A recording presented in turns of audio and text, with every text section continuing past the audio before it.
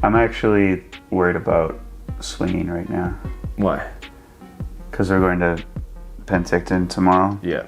And I wanted to get a session in this week where I just did capex, kongs, and swings, because I'm pretty sure that's what the skill challenges are going to be. That's parkour. That's kind of mostly what you can do in that gym. I'm joking, by the way. Like, you don't have to hit me in the comments with, like, that's not parkour. Sorry, go ahead. They also happen to be things that are like mentally more difficult because as I've returned to parkour, my initial return to parkour was like just mostly jumping. Yeah. Just getting, and so kind of built up some mental for that, and then as I've got back into it more, I've started to realize like, oh, this particular skill challenge was not scary a few years ago, and it's scary again now. So I need to get in some reps. Wanted to get in some more reps this week, didn't happen, so we're going to this competition tomorrow, and it's gonna be some skill challenges. It's funny that you say like that jumping was like what you kind of defaulted to coming back from injury, because it feels like jumping has always been a big part of your practice, but yeah. Culturally, when I moved to Vancouver, it was all about the jump, you know? So like, and I think it's reflected in also like the spot choices. So like I think will tend to prefer like jump heavy spots. Whereas like, if we go to jump heavy spots, I'm like, I just want to put my hands on stuff. I'm an arm guy. Yeah. I think some of it, and I was trying to ask Nathan this question this week about, you know, what kind of spots do you want to hit? Like, what kind of challenges do you want to do? Right. Because for me, usually if I'm doing a line, there needs to be something, like the most exciting lines for me usually have a highlight of something that, out of all the things that I can do, I'm a little bit better at this, right? And yeah, so like I think of all the lines that I've enjoyed over the years, and there's usually like a jump. Yeah. Whether it's like a running jump or a plyo or a precision or something in the challenge. Yeah, that's what I put a lot of time into. Yeah. It feels like, and for me, it feels especially difficult going to jump heavy spots, because right now jumping hurts. And so I'm even more in the realm of like arm stuff. Yeah, I try to resist it too. And, you know, could do more arm stuff, because it's not that I don't enjoy a lot of other parkour movements and, you know, am capable. No, but it's not, it's like you don't avoid those skills, but it's clear there's a preference. And I feel the same with me. Is like, I mean, I'm definitely avoiding jumping right now, but it's like jump heavy spots. Yeah, I'll go and I'll do some jumps, but at a certain point I'll be like, it'll be cool if there was like something to put my hands on. Yeah, I think part of it is definitely like an ego bias for me too. I think what happens because we've been talking to the youth team kids about this too, about like making a line, and as you're adding moves to your line, don't just add moves for the, you know, I can do that. I can vault over and back a wall a bunch of times, and it's not exciting. So try to add things that are exciting, and I'll usually get excited if there's like one, you know, kind of difficult challenge or whatever. But then if there's a jump, I can connect into it. Yeah. But it's because that allows me to perform on something that I feel very good about. Whereas if it's two hard moves, but those two things aren't the things I'm best at, yeah, part of it's going to be ego, where I'm like, oh, this is really hard for me, and I'm not going to feel as much payoff after completing it. Yeah, well, I feel like you'll still feel the payoff, but you're gonna like, especially if you're filming it, you're gonna look at it and compare it to what you've seen others do potentially, and be like, well, it's not that big of a catback, so it doesn't. But it was hard for me, so it's, I don't know. I feel like, I mean, I'm not the best at jumping. I can't jump as far as Tim Champion can, but like if I achieve a jump that was difficult for me, it's still a rewarding experience. Do you not have that? Yeah, I do. I just, sometimes it comes down to like the scale of things too. Like if we've talked about this before, or I've talked about it with you, where Kongs, for example, like a Kong pre is usually like a small jump. There's not a lot of air time. It doesn't always, you go through the battle of achieving it, and then like you get a video and you're like, oh, it doesn't look very big. But a jump is always like, a jump is the biggest thing you can do. You can't get more output with any other movement other than maybe a massive swing. Might be the only thing that you can. But still, I don't think people can swing further. They can jump. I think, particularly if there's a run up involved in the jump. So I'm going to stick to, I don't know, maybe we'll get some comments on this, but I'm going to stick to that jumps are the thing that you can do in parkour that gives you the most output. And output meaning the furthest distance that you can achieve can always be achieved by a jump. And I think that's also what attracted me to parkour a lot in the beginning. And so, yes, I definitely gravitate. That's a really interesting question to pose. It's like, I don't know, let's take like the elite jumping and swinger of Tim Champion. Can he swing and land further than he can running jump? Well, I think his... like if he giants into it, let's giant into a sand pit, like how far is he going to land that lache relative to like a full approach running takeoff? I think you're right. I think probably a running takeoff is going to do it, but I don't know, man. That guy can swing real far. Yeah. Well, it's also the difference of structures. So if structure A is a bar and structure B is a wall, oftentimes, if you are an elite swinger, you'll get more of a swing than like starting on the bar and doing a standing pre or even ply. Because I can't imagine the biggest swing in the gym as far as distance is just over 17 feet. Yeah. And I can't imagine someone standing on top of the bar and hitting the standing pre or striding or doing a plyo into it. Because there's also like a crazy drop involved. But it works as a swing. Well, it's just, I guess I was just thinking apples to apples comparison of like, where does the bar start to where is the landing? That is the distance. And then there's a running takeoff on the ground in the same kind of... Yeah. I mean, it's definitely jump then. I think that's... Yeah. Like, okay. It's kind of proven with world records and whatnot. Yeah. But if you're talking about on the structure itself, like, so if you had to jump from that bar and land on that wall, it's not happening unless you have a perfect approach, which I don't know, even then it's still kind of messed up. Okay, so this conversation went a different direction than I thought it was going to. And I'm thinking, this past week I did a line that I'm very happy I got done, and it's got a jump.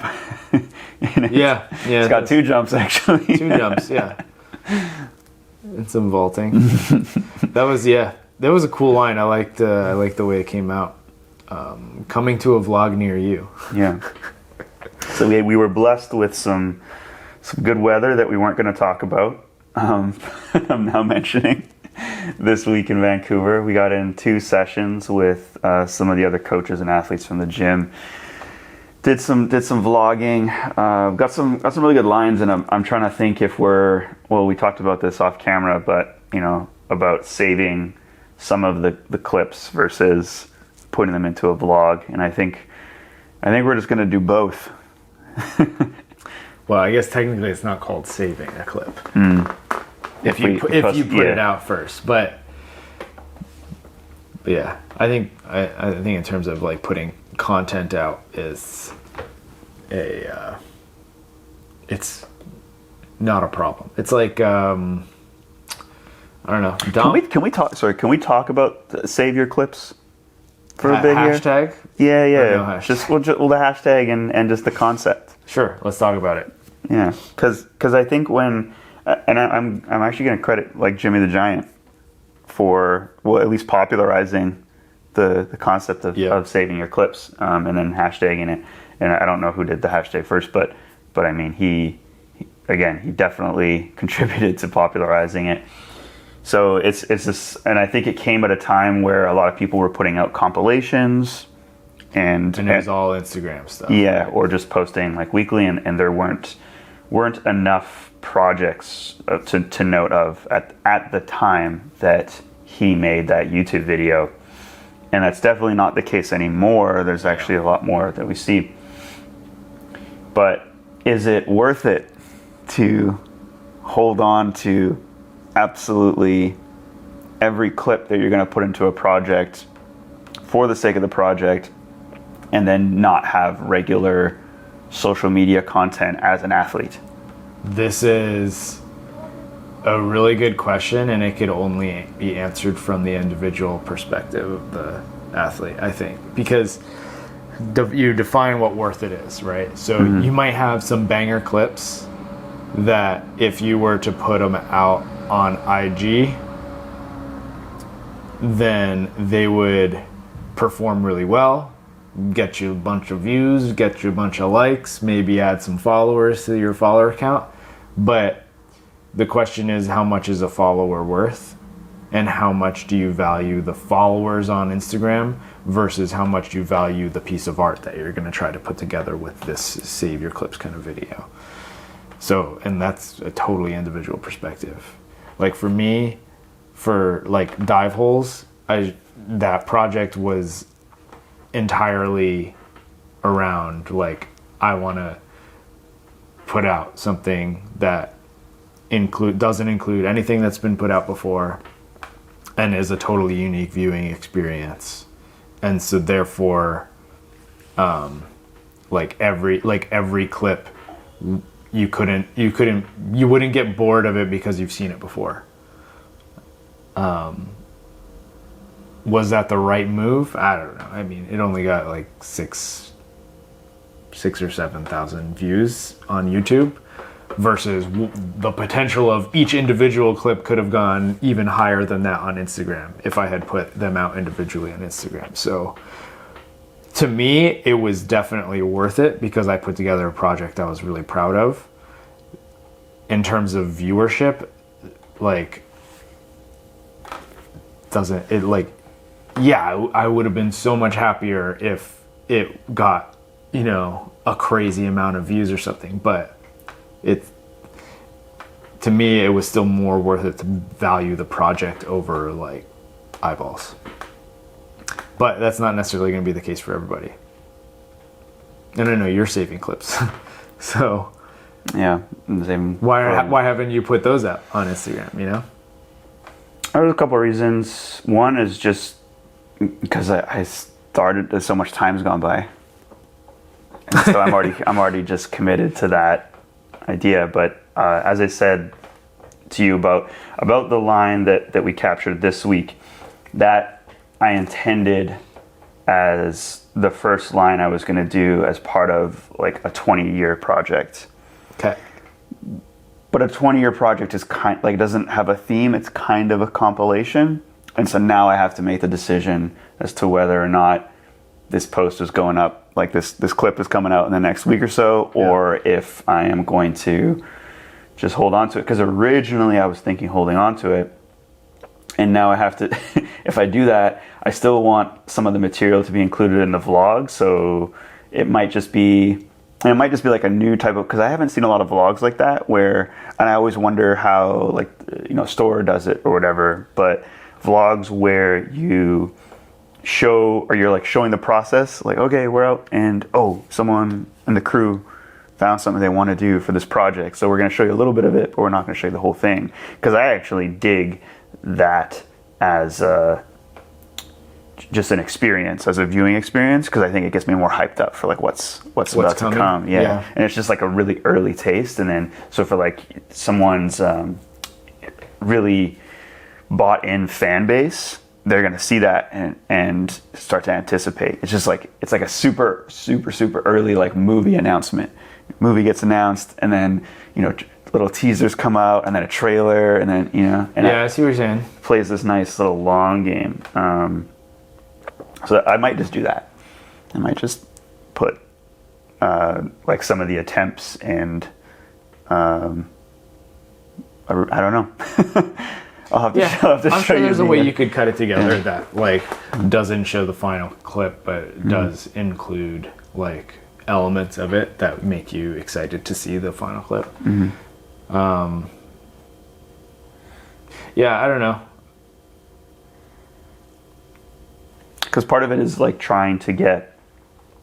I think it's important, and it's certainly important for us. Like we're trying to put out more media, more content, as they say, but more media in general, in order to increase like brand awareness around Origins, right? And that includes putting out as much information as we can for free, and as much showcasing of athletes as we can. But as soon as you start holding back the machine that is, I know the machine you're thinking of there. As soon as you start holding back the content machine, you slow that down, and now all of a sudden you're not getting the daily or weekly content that you need to feed the content machine. and that's what works. That's what's proven to work for algorithms on every platform is volume, and then the following starts to build. So the thing with like save your clips type projects is, or just like YouTube edits in general, is that they're not always optimized for vertical viewing. So like for a reel on Instagram, it's not like, for instance, dive holes. There's like a number of clips in dive holes that the way it's shot, you cannot cut that into a vertical like viewing experience. It just looks like it cuts off so much. And I actually had the idea, well, it's not an idea, it was just the thought that, maybe like after I put out dive holes, then I'm just going to go and like put out each individual clip on Instagram eventually. And then, I kind of lost interest in my own personal Instagram, to be honest. But yeah, that was a big roadblock too. Is like when I'm looking at these clips, it's like just full frame my whole body just horizontally across the entire frame of the video. So it's not optimized for that. And there's like some things you can do with like keyframing, but even then it's not going to work perfectly. And I think that's an interesting factor that comes into play is like when you're filming parkour, are you filming on your phone, or are you filming vertical, or are you filming vertically, or are you filming horizontally? Because one is optimized for one platform and the other is optimized for the other platform. Or are you doing both? And in some of the things that we did on earlier this week, we had somebody with a phone, somebody with a gimbal camera, right? Yeah. So and that's modeling after like the successful parkour teams. It's clearly what happens. If you got a crew of guys and someone's throwing down something, you got the main camera on it getting the YouTube, and then you got someone thumb gunning from far away with a phone. That's been a huge benefit to having crew. There's been a number of really big benefits to having a crew, but I've actually been more like over the years, like whenever I film projects, it's usually just like me and one other person, maybe two, and that experience has always been good, and that's always been what I've preferred. But having a crew has actually been really helpful, especially when filming content, but also for other reasons, which we can get into this other topic we were talking about. We can. Before we leave the Save Your Clips concept, because you were just talking about this versus this, right? And I do think this style of video, it's fascinating because it's so wrong in terms of like what makes sense for cinema, like the what we refer to sometimes as landscape now, or but even on cinema it's like anamorphic, right? The reason there's reasons why like this gets cropped like for a movie, because of how your eyes, like how you see things, right? And so this does not actually work for how you see the world, right? Because you actually do see the world more wider, right? And it's a development that only happened because of devices, which are not going to last forever. Eventually. And it could, when I say eventually, it could be very soon. It could be like in the next year, Apple drops something where it's like a hologram shows up on a wall or something, something crazy. You got a wall? All right, cool. Point your device, which this is probably going to be too big. Point your little watch thing, press a button, and like it pops up on a wall, and then you're watching something. Or glasses. Yeah. Or eventually like brain implants. And so I think there's going to be this weird period in time, and I always think it's just an observation that I've had about when I see compilations come out that are all like in parkour, that are all that vertical thing, and I think there's going to be like this period of in time where all of that stuff actually gets lost. Yeah, because you have like decades of horizontal or like anamorphic type videos, and then you're gonna have this like 5-year period of the tall boy, and then it's gonna turn into something completely else. But we're all still gonna have, like, movies are not gonna change. Movies are always gonna be this big thing. If anything, we're just gonna have more like IMAX theater type experiences. So this has already actually happened within the phone. Instagram has changed the way that it does video to go into this tall boy. Yeah.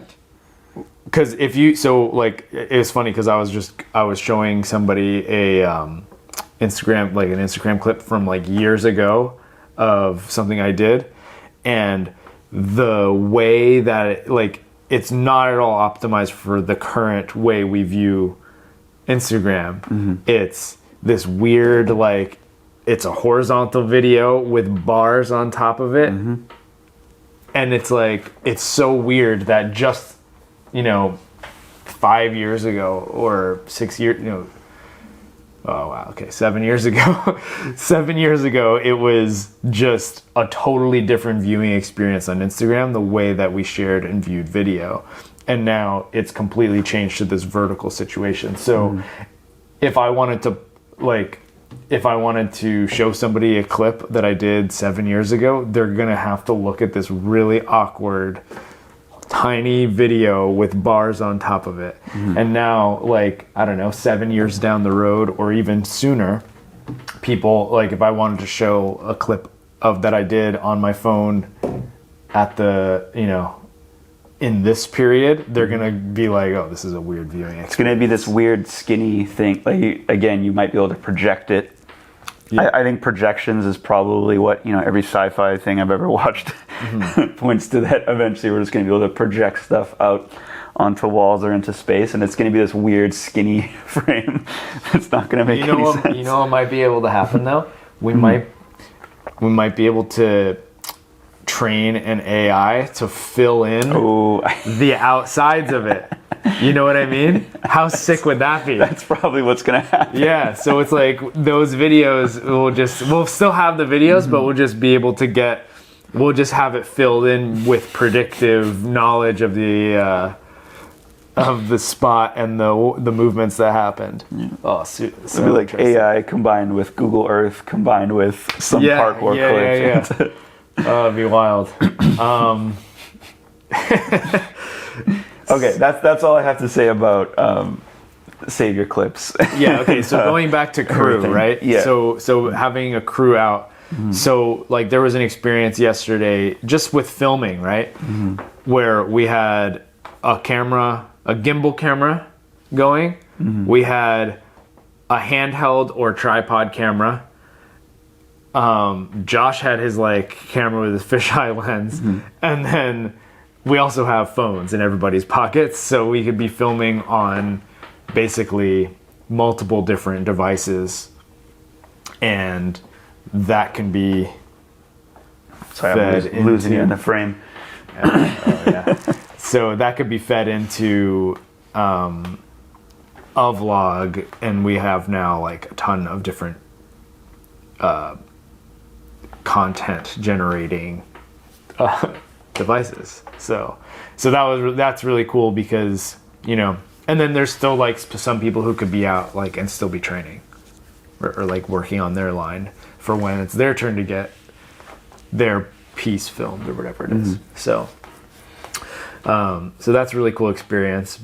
But the coolest experience of having a crew I've ever had was happened yesterday, and you were obviously there for this, but I want to tell the audience. And so I wasn't there for how it came around. I had to imagine, and so I do need you to explain.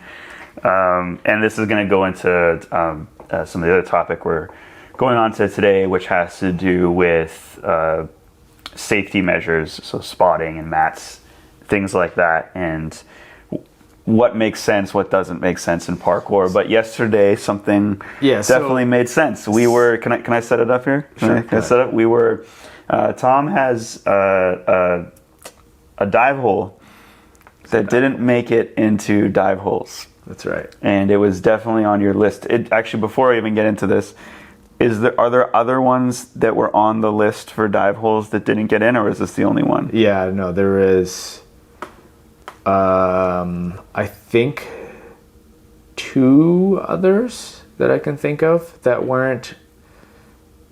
didn't make it into dive holes because I never got around to doing them. So like probably about 3 of them total.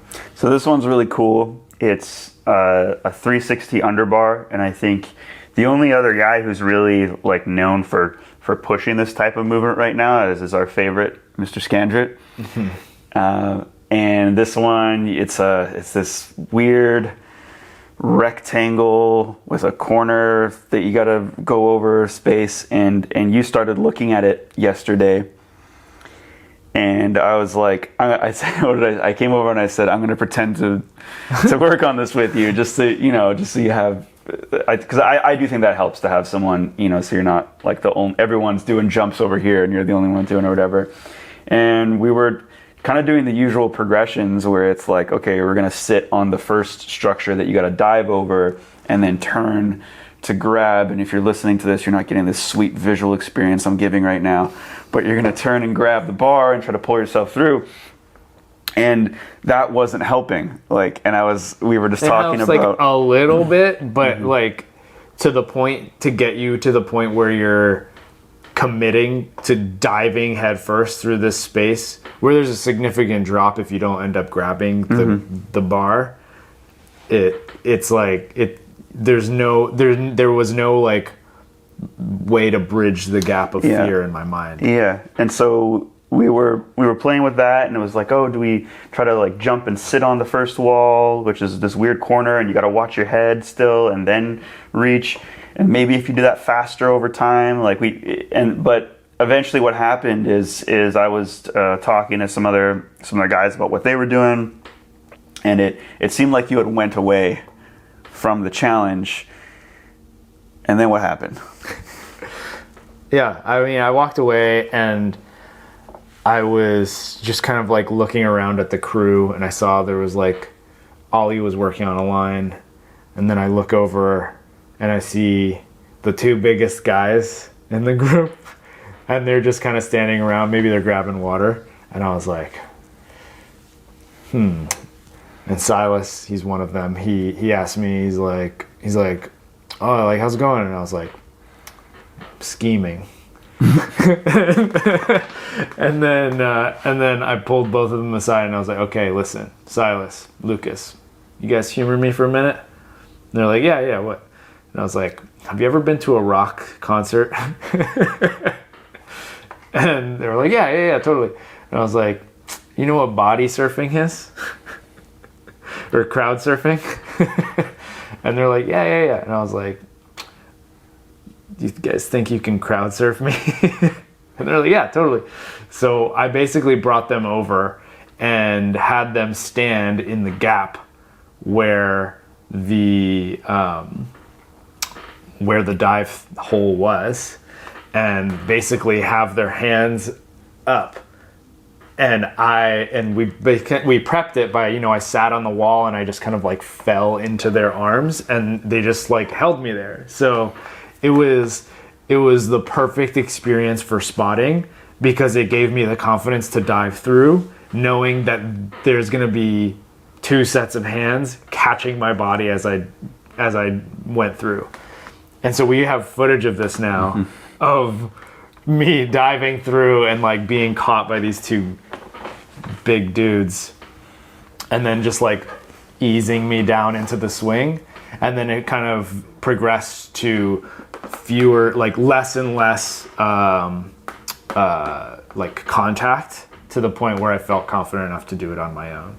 And it's funny because this is a dive hole that I've been looking at for a few years now, and I wanted to include it in dive holes because it wasn't the same type. It wasn't a dive roll or a Kong.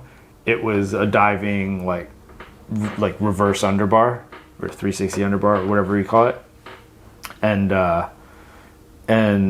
so, but like, it was funny because before, every time I've worked on it before, I've gotten to a point of like kind of committing to jumping, sitting, and then grabbing, but then I'm stuck there. There was no bridge of like, I feel confident enough to dive fully through this, because even though it's unlikely my hands were gonna miss, it felt like if my hands did miss, or I like fumbled the bar, I would be falling and putting myself in an extremely vulnerable position. So this was a scenario where spotting was not only got me more confident, but it was actually a very safe way to progress. Yeah, I'm very excited to edit and put it out, because I think it's I haven't seen that before, and we were comparing it to like backflip spotting, where like if you're teaching someone how to do a backflip, in a lot of ways like you were using them to teach your body to commit to the move. And so you start off with a backflip where you're really carrying a person a lot of times, right? But depending on how much they commit, like it can suck to be the spotter sometimes. You really have to carry. But if you got 2 people, especially if you have 2 people, you can really just kind of you can do a thing where you have your hand like behind them and you're just lifting and flipping them over, and then you just provide less and less assistance until their body's doing the whole move. But it does so many things. It puts, when you're doing it for a backflip, you can correct too. You can, like, if a person's jumping too far backwards, you can stop them from jumping too far backwards and put them on the right track, right? And it's so easy to do with kids because you can manipulate their body like way easier than an adult. And it's just like, an adult, you're just like, okay, you better do your job, because otherwise I have to like really do my job. And so this was very similar to the final point where they were just like, okay, we're going to be here like this. We're just going to be here holding our hands out. And then you gotta send it, and then they moved away, and then you got some reps in, and then we filmed it. And when I think about spotting in parkour, because there's some very bad spotting that happens, but I also think about mats and things, and I think about like when is it okay and when is it not okay to use assistance to basically learn a movement. And I think for me, it's okay if the movement is actually learned. I think it's not okay when I see someone use a mat and then do with mat and then do once without mat and then they're done. Because in those circumstances, I guess it varies person to person, but in those circumstances, often what happens is they didn't actually learn to remove the assistance. So in this case, I think you probably ended up doing it like 5 times or more without the guys there. And if you can actually take from that experience, and if you find another reverse underbar that's of a similar size, you have this built confidence now, because that's another way you could have achieved the challenge in the first place, right? Yeah. Is if you had found gradually bigger and bigger reverse underbars to do, you start to trust your ability to be like, yes, this is familiar, I've dove this far. And so I think as long as there's growth that happens from spotting or from mats, I'm all for it. I'm all for like whatever needs to, use whatever tools need to be used. But I too often see, and particularly in the gym, particularly with like newer generation, where because they have all the tools, they lean on them, and then there doesn't seem to be the same growth that occurs sometimes. But a lot of times, if it's like I'm going to use all these tools until I'm confident to just send one, get a huge adrenaline dump from the one send, and then be done with it. Yeah, I agree with this pretty strongly. I go back and forth about it in terms of the use of mats, because sometimes like using mats it's gonna give you more opportunity to gain experience, and through gaining experience, you're going to be better off in the long term, years down the line, because you have the additional experience of you doing the moves. The problem with it is that I find that the goal isn't for any one jump or skill to be achieved, right? The goal isn't just to achieve the jump, or at least it shouldn't be. The goal is to find a way to progress to committing to and learning how to do the skill, because that's how you actually grow and become a resilient parkour practitioner, athlete, parkourist, flumper. So yeah, so the goal, so again, it's like maybe I'm working with like a youth team member, and they're like, oh, I want to do this jump, and so then they're like, they bring over this big blue block and a mat and whatever, and so that it makes it so that instead of being a gap between 2 walls, it's a gap between a wall and a curb that has foam underneath it. So it becomes this, it totally changes the context of the jump. And so now they don't need to learn how to land on that wall in multiple different ways. They just need to know how to land on the mat, and then once they feel comfortable landing on the mat, they can commit to the wall. So it removes so many elements of potential growth, and therefore the goal for them in that moment is just to do the jump. But my goal as the coach is to get them to learn how to do the jump. And in that experience, they're not. Mm-hmm. Yeah, actually another way I just was thinking it could be framed is a mat or a spotter is often a cheat code. Like if it were a game, like a video game you're playing, it's okay, I just type in this code and cool, I got supercharged and I beat the level or whatever. And so, and if that's, I would say that person then is not a good, like it's called a cheat code for a reason. That person is not actually a skilled gamer. They're using cheat codes to win or play the game. Versus if you're using the tools to then learn and like build up your stats or whatever, and that's again the difference. So I think what I'd actually like for people to do, and maybe this is a way that I could probably start framing it, at least when I'm coaching, is asking people, is this a cheat code?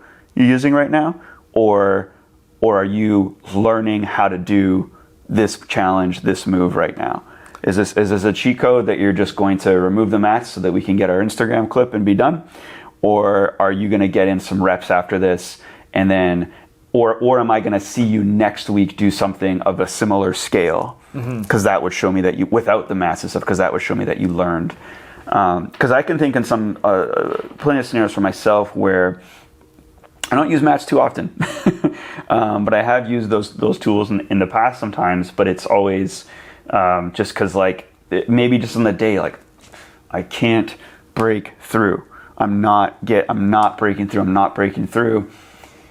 And I know if I use this code that or this tool, that it's going to allow me to break through, and then I can just get rid of it, and then I can get some reps in and feel good about it. Because I've definitely done that before. Yeah.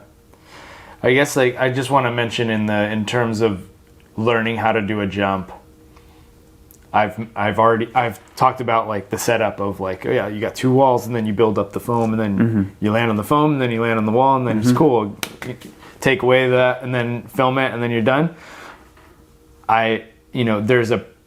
In my opinion, there's a preferable way. It's the longer process of learning, but there's a preferable way, and it's, instead of landing on top of the wall, you're learning to land on the side of the wall. You're practicing bounce backs. Maybe you're doing a smaller jump, and you're kind of using analogous experiences to then pull into this new experience. So then not only do you know how to land on top of the wall, but you also know how to land on the side of the wall. You know how to execute a bounce back. You know how to do a crane. You know how to do any level of potential experiences that you might have, and that is what gives you the confidence to actually go for the jump.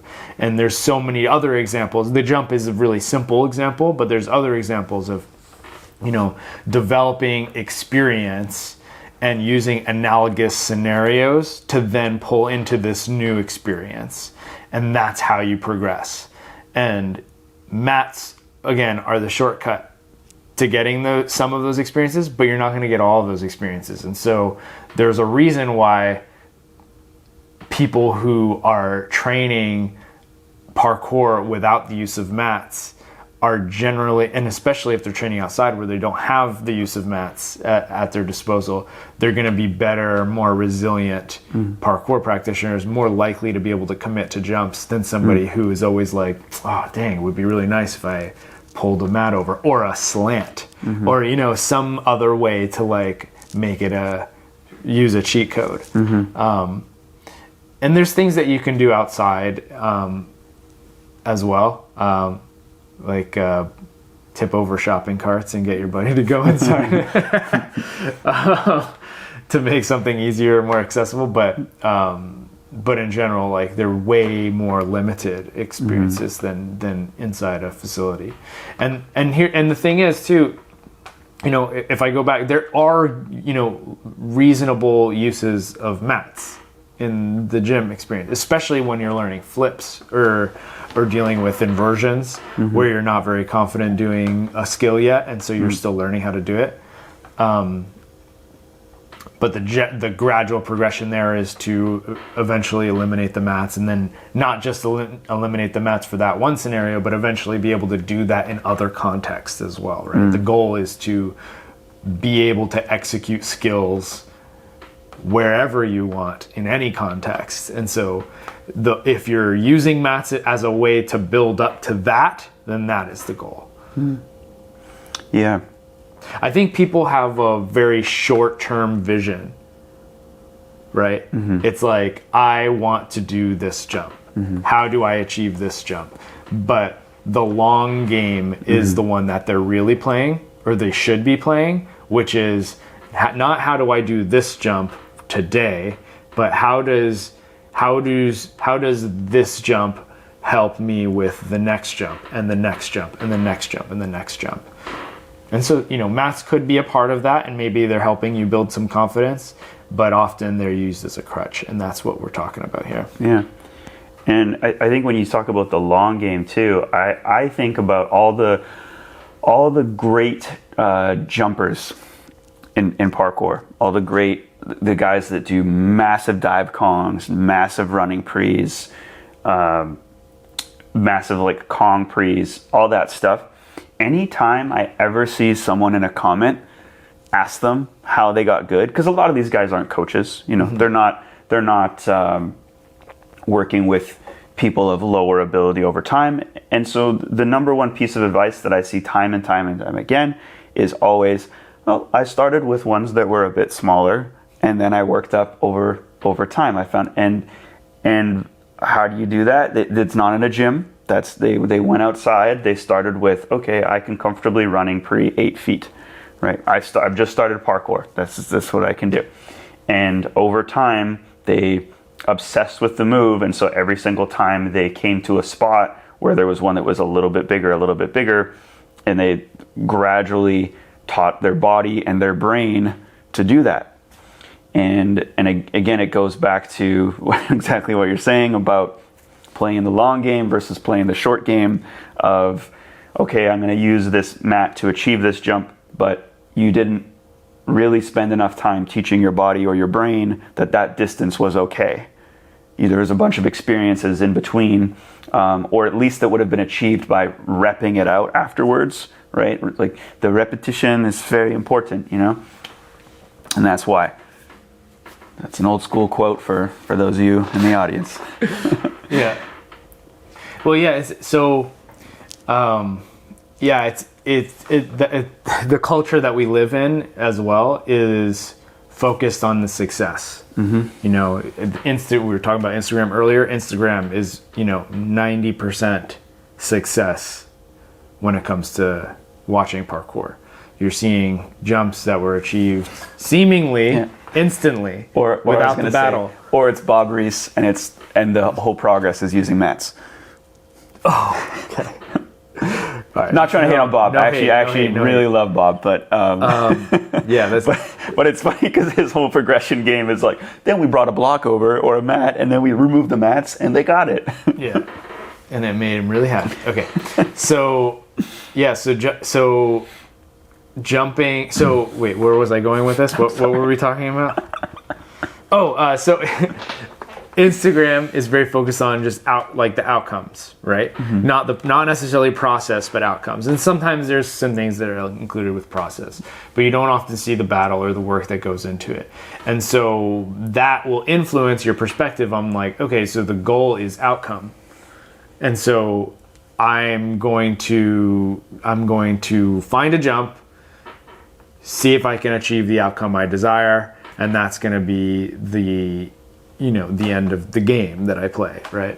But again, the long-term vision is not just to be able to complete the singular isolated game of the one jump, but to be able to do repeated jumps over a long period of time and grow in the process. So you are gonna want to learn strategies for being able to problem solve each individual scenario. And how do you do that? You start small and you gain a lot of variable experiences. And what does that mean? It means that you need to learn how to land on curbs. You need to learn how to land on walls. You need to learn how to land on the edges. You need to learn how to land on bollards. You need to learn how to land on railings. You need to learn how to stride on railings. You need to learn how to, and so you need to learn how to land straight on. You need to learn how to land tilted. You need to learn how to land with a drop. You need to learn how to land going up. You need to learn how to fail all of these experiences, bouncing back, bouncing forward, cranes, wall splats, cat bounce backs, whatever we're calling it, any of these moves.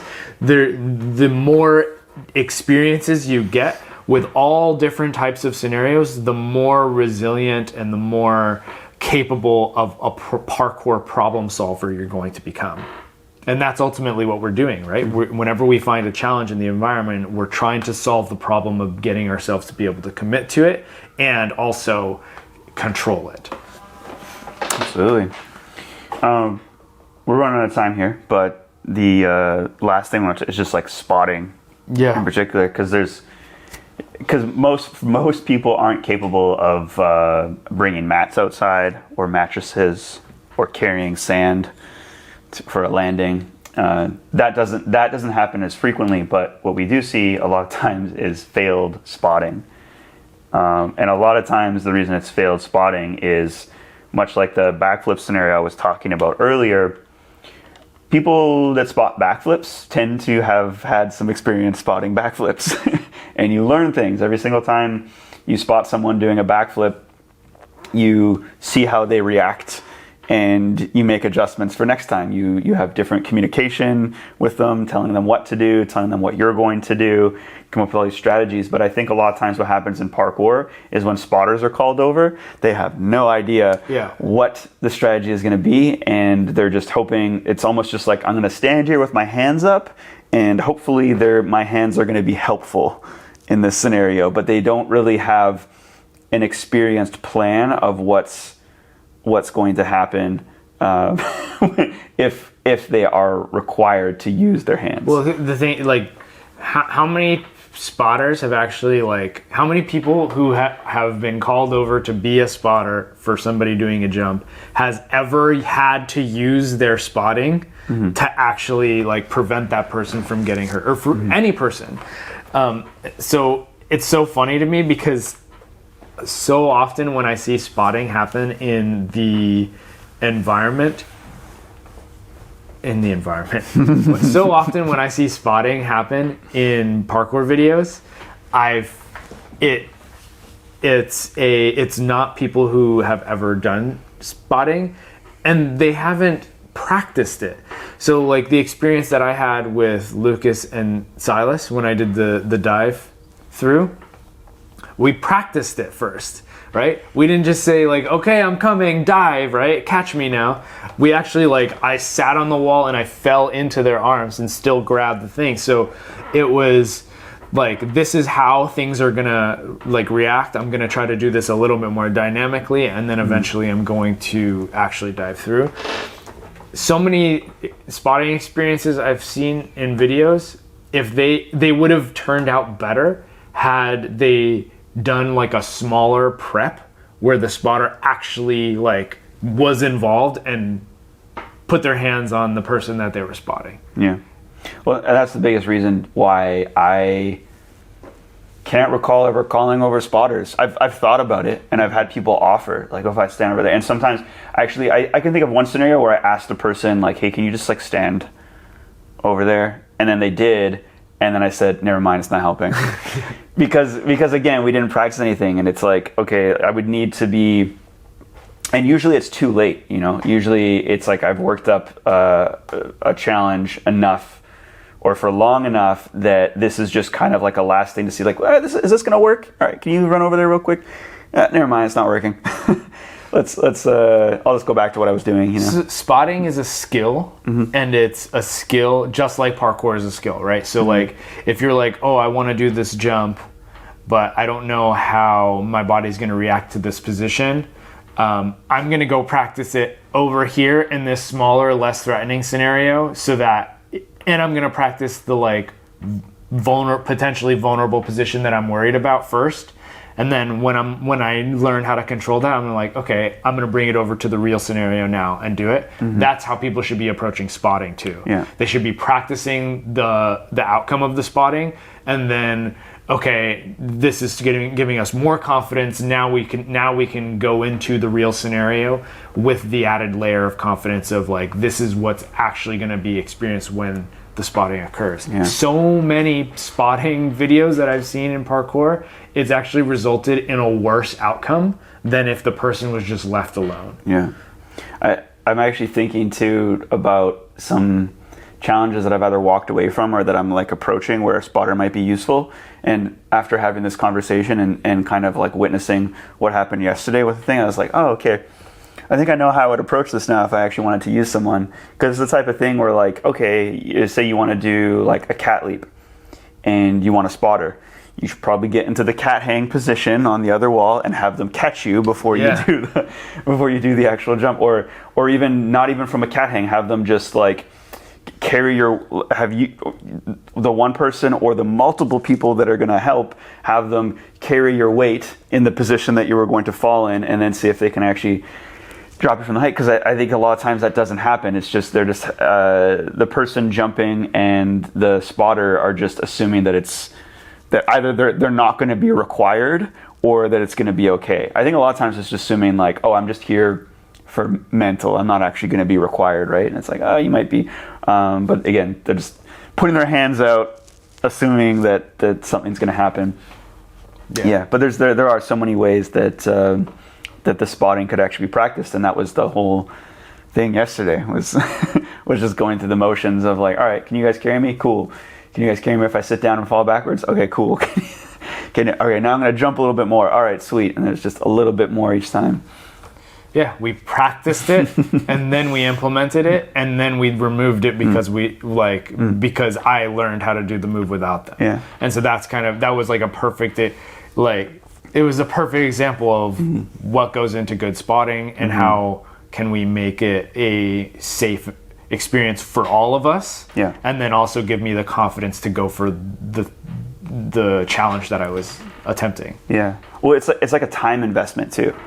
Yeah, because I think a lot of times the bad spotting or the unprepared spotting is simply because someone's trying to work quickly. Yeah, and they're not putting in. It's the same thing as you talked about when we were talking about mats versus not using mats, and how you would progress a jump. Like, can you splat a wall? Can you crane the wall? Can you do a bounce back? Can you slip out a bit and still save yourself? Do you have habits and reactions that you've developed over time that are going to help you in this scenario? And it's the same thing. And are you willing to pull them out in order to achieve? Are you willing to do this progression first or this prep first before committing full on? And it's the same thing with spotting. That's going to take more time. Are you willing to practice with your spotters before actually committing to the jump? And I think most people aren't. I think most people are thinking like 0 to 100 instead of like the 60% effort attempt, the 70% effort attempt, and all the other ones that can build up the mental required to do the full send. Exactly. Well, I think we've drilled in that point pretty deep. I think we can pull video of, I mean, we're not going to put this in the podcast, but pull video of like so many examples of spotting going wrong. Yeah. And it's going to be so clear which, or why all of them went wrong. Either the jump shouldn't have been spotted at all to begin with, and that person who was doing the jump should have been just preparing themselves better for the outcomes that might happen. Or it's a scenario where the spotting needed to be practiced, and if they aren't practicing the spotting, then they're not actually going to be a useful person in that scenario. So, yeah, practice spotting your friends. If your friend ever asks you to spot them on a jump, tell them that you want to practice it first. Let's practice in a less threatening environment first before we go for the full send. Yeah. Because that's the responsible thing to do. Yeah. Tell them Tom and Rene sent you. That's right. All right, guys. With that, thanks for tuning in today. Please leave us a comment. All the comments do help the algorithm and this video to reach more people. Remember to like it. If you haven't subscribed yet, hit that subscribe button, and we will see you in the next one.